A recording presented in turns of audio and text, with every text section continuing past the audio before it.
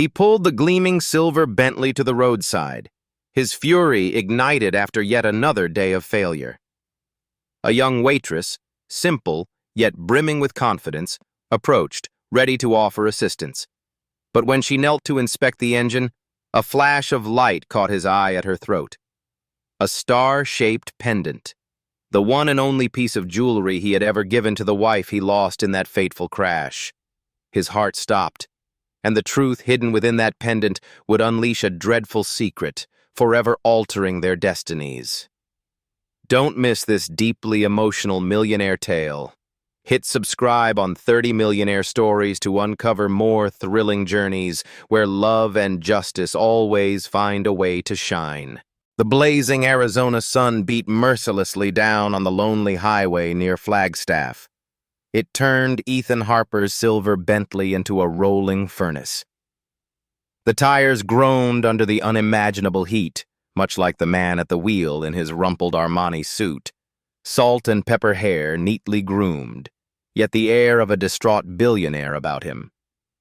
He slammed his fist on the steering wheel in bitter fury. Today had been a disaster. A billion-dollar deal he'd poured weeks of effort into had evaporated, all because a ruthless rival refused to play fair. Ethan, single father and tech magnate, was unaccustomed to defeat. 20 years ago, he'd built an empire from nothing. He'd raised his son alone after Olivia, his beloved wife, perished in that fateful crash. But today, everything lay in ruins, a pile of ashes masquerading as contract papers, a dying phone battery, and now, his luxury car stranded in a desolate desert. In the distance, a rusted red pickup lumbered along a side road. The battered sign of Daisy's Diner swung in the dry wind, an unlikely oasis amid stone and sun. The Bentley's AC wheezed its last, and Ethan drew a deep breath, resigned that he couldn't sit idly any longer. He yanked open the door, stepped onto the searing asphalt, and felt it burn through his shoes. No sooner had he slammed the door shut than the red truck came to a halt. The rear door creaked open. A girl, no more than 22, leaped down. Blonde hair tied in a ponytail, a plaid shirt bearing a Daisy's Diner name tag. She looked almost out of place in this harsh land, yet she strode forward with effortless confidence. "Need help?" she asked, voice both gentle and assured. Ethan could have refused. He was upper crust, after all. Why accept aid from a stranger in the desert? But her eyes, clear as an unbroken sky, gave him pause. She knelt by the hood, sleeves rolled above delicate elbows, and worked with practiced calm. Her smile was easy, born of experience rather than artifice. As she lifted the hood, the acrid scent of melting polymer wafted out, and she hissed, "Wow, that's serious overheating." She glanced at Ethan, and then turned back to the engine. He watched every measured movement, feeling as though a different world had collided with his entrenched expectations, plain-spoken, genuine, yet achieving spectacular results. After a few minutes listening intently, she fumbled out a small tool and tightened a couple of bolts. Then, as she straightened and sweat trickled down her brow, a shaft of sunlight skirted the edge of the hood and caught on a pendant resting at her throat. Ethan felt his chest constrict when he saw it, a star-shaped locket, identical to the one he'd given Olivia on their wedding day, the only piece he'd ever had engraved inside with E and O. The very jewelry thought lost forever in that tragic crash. He stood frozen in astonishment. His heart seemed to stop. She turned to him, calm as ever. Neither spoke a word. He swallowed hard, voice thick. You work at Daisy's Diner?" She nodded, hesitantly. He looked around at the desert expanse, broken-down car, shattered deal. But that locket. It was a sign from the past, from a love lost, from the wife he once knew. The desert heat may have felt like an inferno, but in that moment, he sensed a glimmer of hope through cracked glass. And in that searing stillness, two strangers, one a proud, self-made tycoon, the other a young waitress wearing a treasure of shared memory, found their fates entwined once more, opening a story still unfinished about love and remembrance. Ethan felt the world tilt beneath him, his throat constricted with bitter grief, each heartbeat pulsing with pain. Memories of Olivia surged like waves crashing on the shore, her radiant smile under the Hawaiian sun, her hand resting gently on her pregnant belly as she boarded that plane, the promise drifting through the cabin air, "I'll call you when we land." But that call never came. The plane vanished over the Pacific, no survivors, and the one wedding gift he'd ever commissioned, a star-shaped locket, had been buried forever in the wreckage. So why was it here, resting against the throat of this young woman named Ava? Ava looked up, startled by Ethan's stunned silence. She brushed the pendant with a shaky hand. Her eyes flickered with dawning fear. "This was the only thing my mother left me," she said softly, her voice tinged with sorrow and longing. "I was adopted from an orphanage in Tucson. They told me whoever left me brought this." Ethan staggered backward, leaning against his car. His legs trembled uncontrollably. Orphanage. Tucson. 22 years ago? That was exactly when Olivia's accident had occurred. But that was impossible. Olivia had died. He'd stood at an empty casket, cradling his son, tears streaming down his face. Yet now, before him, that very locket could not be mere coincidence. With trembling fingers, he snatched the pendant from Ava's neck. He inverted it, searching for a hidden clue. And then, etched with exquisite precision, there it was. E and O. The initials he'd engraved himself. His heart thundered. It felt as though it might burst from his chest. "Can it open?" he whispered, afraid to disturb the charged air. Ava frowned, astonished. "How did you know?" she demanded, the question slicing through the heavy silence. The desert breeze drifted through the open door. The Arizona sun still blazed, but in that moment, the air felt icy. Ethan said nothing. He stood holding the locket, his gaze locked on Ava's anxious, questioning face. "Please, let me see it," he said at last, voice cracking. Ava hesitated, then with a slight tremor placed the locket back in his hand. He examined the interior once more. The metal gleamed, reflecting a scar upon his soul. "It's true," he murmured, voice thick with disbelief. All his certainties were crumbling. Ava watched him, eyes filled with questions. Who are you, really? Weren't you supposed to be my adoptive father?" Her words unspooled a tangle of doubts. Ethan closed his eyes, swallowing back an overwhelming tide of emotion. I suffered so long over losing my wife, losing this locket. I buried it all, thought it was the past. But there was something about you. I couldn't explain it."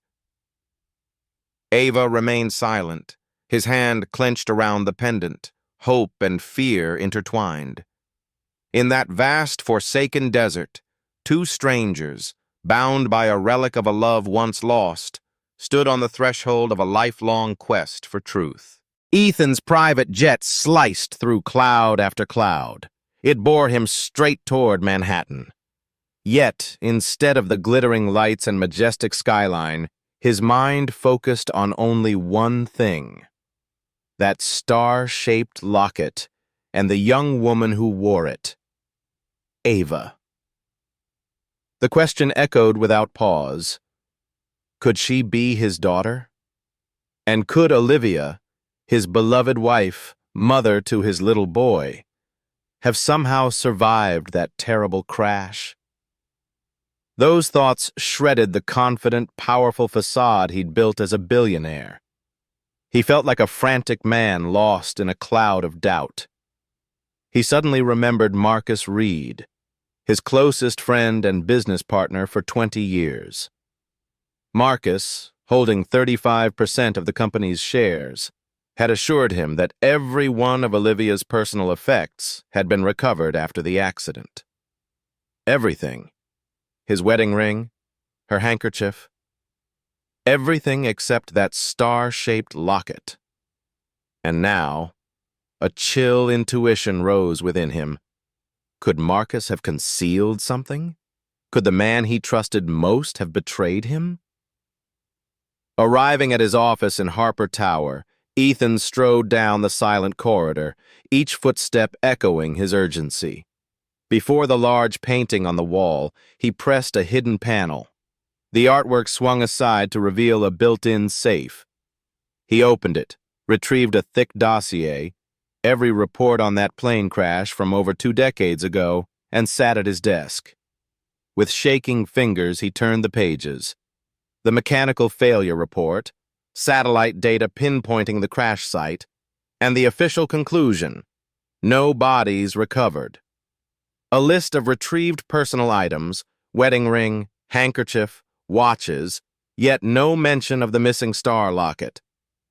The final page itemized the evidence stored in the safe. There was no sign of that locket, as if it had never existed. Ethan leaned over his desk, heart pounding, hand trembling. Was this mere coincidence, or a hidden truth cornering him? With no retreat, he dialed his private investigator, Daniel Cole, from old notes in his phone. His voice was low and pleading. "Daniel, I need a full report. Ava, the orphan from Tucson, brought in 6 months after the crash. No birth certificate, only that star locket. Find every orphanage record. Who left her there? And most important, any document proving Ava belonged to Olivia?" Daniel confirmed the thorough investigation and promised a complete report in 2 weeks. He warned of several irregularities under verification. Ethan ended the call, silenced his phone, then walked slowly to the window to survey the city. Manhattan's lights still glittered, yet to him they were a falsely tranquil backdrop.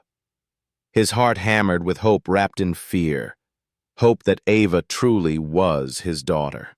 Proof he could reconcile with his loss and restore his bloodline, but fear that it was all a cruel twist of fate, forcing him to confront a harsher truth, that Olivia might never have been able to reveal this secret, and he could never be certain if she'd truly stepped back into his past or vanished forever behind an unspoken mystery. Standing in that hushed expanse, Ethan pressed his palm against his forehead, struggling to steady himself. He knew only DNA testing could overturn both hope and doubt. And if Ava was not his daughter, then everything he'd felt was an illusion of midlife crisis.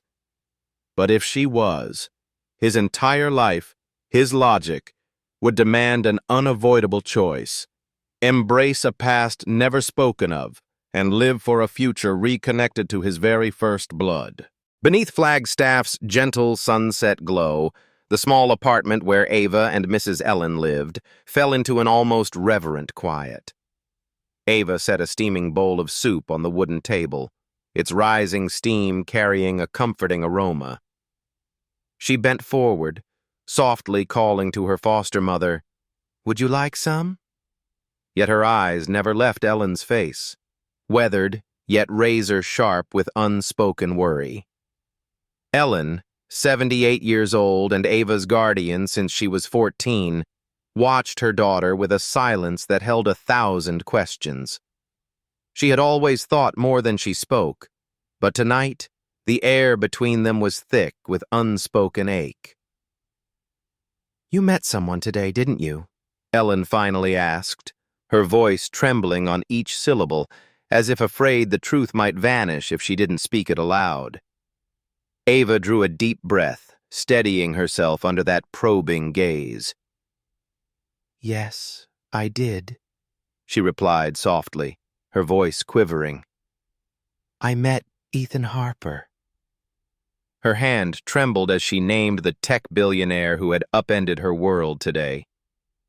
"He was curious about the pendant," she continued, eyes cast to her skirt as though shrinking into itself. "He said it looked like the locket from his wife's plane crash."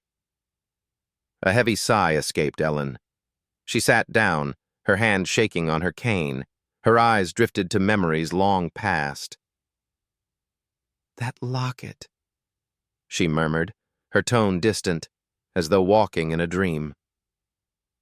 That night, Ava slept deeply, lost in a rare, peaceful dream. But Ellen could not rest. Wrapping her thin arms around herself, she bent down to the space beneath her bed, where she kept an old shoebox.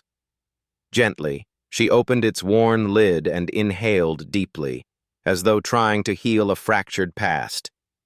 Inside lay relics of time, an aged newspaper clipping, its bold headline screaming, "Tech magnate Harper loses wife in plane crash." Alongside it, a black and white wedding photo of Olivia, youthful and radiant yet gaunt, wearing that very star-shaped locket now on Ava's neck. Ellen's hands shook as she turned the photograph. Each moment captured in the print hurt more vividly than memory should allow. She had once served as the Harper family's housekeeper, privy to every secret.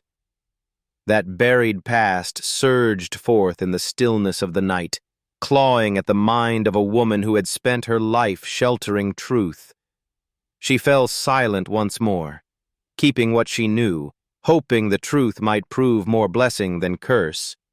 But now, the boundary between love and fear felt perilously thin. Hundreds of miles away, in a clandestine clinic on Tucson's outskirts, Nurse Claire moved quietly through deserted halls, drawn to the bedside of a silent patient. The heart monitor's steady beeps filled the dim room, LED strips casting pale light over the woman's motionless form. Her dark hair was frazzled, her eyes sealed shut, yet tears traced paths down her cheeks, tears without sound. Beside her, a faint wedding portrait rested in a frame. The bride standing beside Ethan, the star-shaped pendant gleaming at her throat, a testament to a love once ablaze.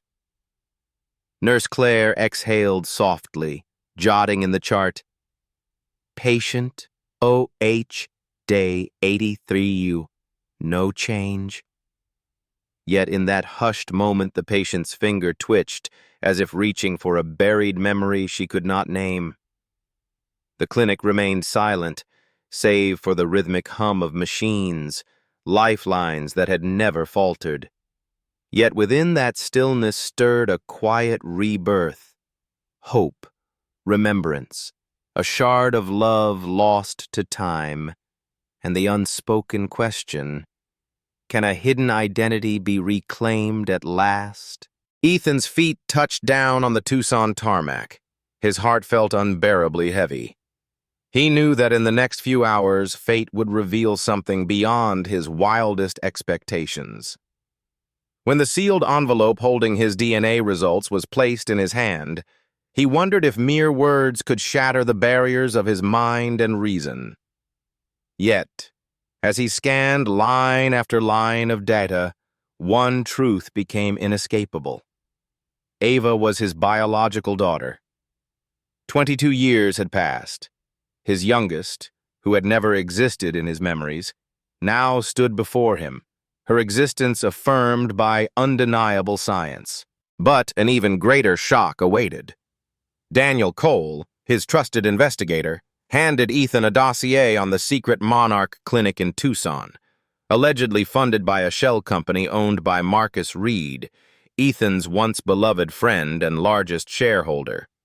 The report referred to a mysterious female patient under care since 2002, and her name was Olivia Harper. Ethan trembled as he examined the hospital photographs.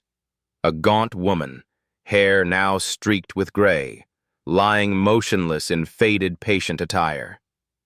Yet those eyes, those unmistakable eyes, burned with a hunger for life that no newspaper could conceal. His heart shattered. Olivia, his wife, whom he believed lost in that long-ago crash, had not died. She was alive, trapped in a coma for 22 years. Meanwhile, at the Monarch Clinic, events raced forward. The woman, his wife, suddenly fluttered her lids. The fog in her mind began to clear. She heard the beeping machines. She sensed movement around her. Memories surfaced in fragments. The crash that extinguished her life. Marcus's lie that Ethan, her husband, had perished. The cries of her little daughter, torn from her arms, whose warmth she remembered so clearly. Nurse Claire, who had tended Olivia for years, watched in equal parts awe and dread. She quietly reduced the sedative dosage, hoping to bring Olivia further into consciousness, though she feared the reaction of the senior doctors. But Marcus arrived at that crucial moment, face as cold as ice, eyes blazing with anger. "Move her elsewhere immediately," he barked. "We cannot allow Ethan to wreck everything here in Tucson." Olivia responded with cunning precision.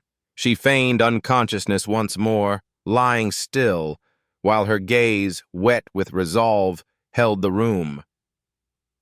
Outside the door, staff panicked at the order, but Nurse Claire remained calm, masking her internal turmoil. At that same moment, Ethan and his secret Interpol contact, codenamed Ryan, the middle-aged physician's son, slipped into the facility through a concealed passage. The two had rehearsed this rescue over and over, knowing they must extract Olivia before Marcus could intervene. Tension crackled like electricity as they exchanged determined looks. They were ready to face danger. Suddenly, an alarm at the door sounded. Marcus had detected an anomaly, and security forces reversed course. Ethan and Ryan conferred in a snap. They would load Olivia onto an ambulance and flee. Darkness and chaos exploded down the sterile corridor. Marcus bellowed orders, and the clinic's hidden life turned into pandemonium. The ambulance burst through a concealed gate. Marcus and his guards raced after them. Emergency lights painted the night in urgent reds. Ethan sat in the passenger seat, sweat soaking his shirt, gripping his wife's hand as the EMT called out, "Mrs. Harper, en route to Manhattan."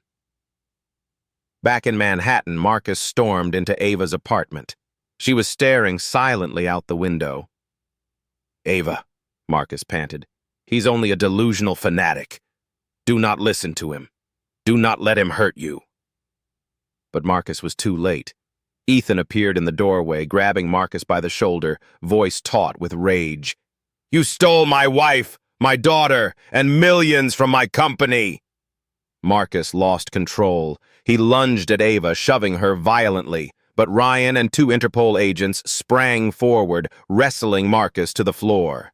Ava sank onto the sofa, stunned. Olivia and Ethan sat in the ambulance, speeding toward home. As the city lights blurred past, Olivia breathed her first words in decades. The locket, the chip, the proof. Ethan's pulse spiked. He fumbled with the star-shaped locket, pried it open. Inside lay a tiny, intricate microchip. On its etched surface, minuscule inscriptions spoke without words. Evidence of embezzlement at Monarch Clinic. Marcus's shell company had siphoned funds from Ethan's family trust, moving money through that clinic. That single chip was enough to confront Marcus with corruption and unlawful detainment. proof stacked inescapably against him. And in that dark night, under the ambulance's flashing lights, Ethan glimpsed the final spark guiding his family back to each other, where love, truth, and justice would rise anew. In a secluded private hospital in Manhattan, Olivia's room was bathed in soft, deliberate light from specialized fixtures, an effort to coax new life after 5 long months of waiting. The medical equipment hummed steadily behind her, lending a solemn rhythm to the hush. Into that stillness stepped Ava, her footsteps light, the star-shaped locket at her throat glinting like the promise of a story unfinished. Shafts of light traced across the pendant, as though sketching a destiny waiting to be fulfilled. Olivia turned her head. Her weary eyes brightened as if awakened from a deep slumber. The instant her daughter appeared, all the exhaustion of months vanished. "Ava," she whispered, voice trembling through the room's tired silence. Her hand reached out, unsteady, to touch the face marked by time, both theirs and her own, once desperate to forget. The moment stretched as Ava knelt beside the bed, tears streaming down her cheeks. "Mom," she choked out, unable to speak the word fully. Behind them, Ethan stood as close as he dared, arms wide, enveloping the 2 most precious women in his life. He drew them together into a family circle he'd feared forever broken. Years of anguish and longing melted away in that warm, healing embrace. That brief silence passed almost too quickly, leaving only Olivia's steady breathing. She cleared her throat, and then, with the strength of a truth long buried, she began to speak.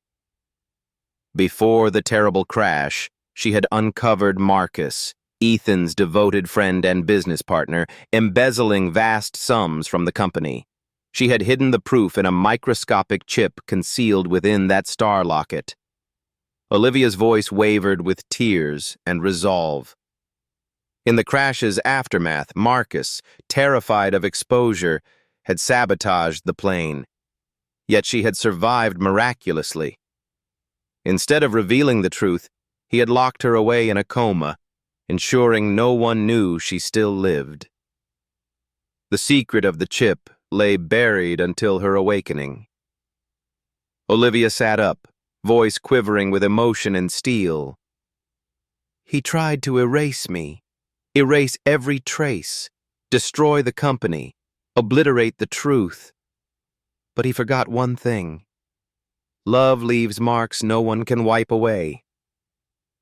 1 month later, at the Harper Foundation Gala in a renowned Manhattan event hall, glittering lights danced across tuxedos and gowns. Olivia appeared on stage, tired eyes, but a posture proud and unbowed. Each step was measured, faint but unyielding, a living testament to a victory wrested from a dark past. The hall fell silent as she took the microphone. "I was erased from this world," she declared, voice echoing through the hushed audience. She paused, eyes sweeping to Ava at the stage's edge. "But love, true love always leaves traces no one can erase." Those words, true love, rang out like a promise defying every doubt. Ava, now bearing the Harper name, stood beside her mother. The star locket glittered at her throat whenever the spotlight found her, a silent reminder that truth, love, and memory can pierce the deepest darkness. The crowd rose in thunderous applause. Everyone understood this was more than a fundraiser. It was a declaration of a family reborn. Outside, police had seized Marcus moments after Olivia's speech. He now faced a litany of charges: evidence tampering, conspiracy to destroy, embezzlement, kidnapping, unlawful restraint. At the gala, Ethan announced the restructuring of Harper & Co., dedicating all restitution from Marcus to scholarships for orphans, and to families who, like Ava, had lost a child but never lost hope. As the event wound down, the audience dispersed. The Harper family left the stage together and climbed into a waiting limo. Olivia grasped Ava's hand and Ethan's. The tiny locket at Ava's throat caught the interior lights, reflecting a delicate spark. Olivia turned to her daughter and nodded. "You survived. Now it's time for us to live for the future." She smiled, and for the first time in 20 years, the shadow in her eyes gave way to light. Before greeting the departing guests, Ethan raised his hand to the crowd. "Thank you all for listening to our story. We hope you will share it with friends and family, especially those in the United States, so the message of love's power and truth's triumph can spread far and wide. If the Harper story has touched your heart, please like and share so no cherished moment is ever forgotten."